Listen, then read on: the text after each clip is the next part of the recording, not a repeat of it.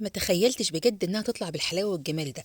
اول ما ارى اعمل الفطاير المقليه، ايوه دي فطاير مقليه يا بنات، مش ناجتس ولا بانيه ولا ستريبس ولا اي حاجه من الحاجات دي. دي مجرد فطاير، عجينه عاديه خالص، دقيق وميه ورشه ملح ورشه سكر، من غير خميره ومن غير بيكنج باودر ولا اي حاجه. عملتها وسبتها استريح، وقطعتها حتت صغننه كده كور، وابتديت ان انا اشكلها.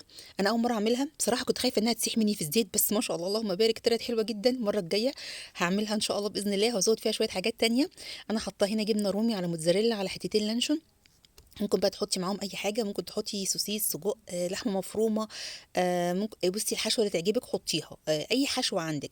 انا عملت اشكال كتير عشان بصراحه يعني كنت عايزه اعرف انهي شكل هيبقى احسن. وعندي بقى هنا كريسبي او كورن فليكس زي ما هتسموه. بكسره كده حته صغننه، انا عايزاه خشن عشان خاطر يديني القرمشه اللي انا عايزاها. بغطسها في البيض واطلعها احطها في الكريسبي بتاعنا، وبعدين هقليها في الزيت. ما شاء الله انا كنت بصراحه متخيله ان العجينه هتسيح مني في الزيت، او الحشو هيطلع او هتفرقع. انا مش عارفه، انا كنت حاسه ان في حاجه غلط. على فكره الشكل الكبير التاني ده كان اكتر شكل كريسبي ومقرمش.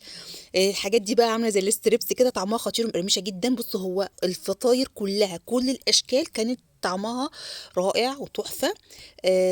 هنا بقى ايمي وهي بتكسر واحده، ربنا يا رب يشفيها، ادعوا لها بالشفاء يا بنات.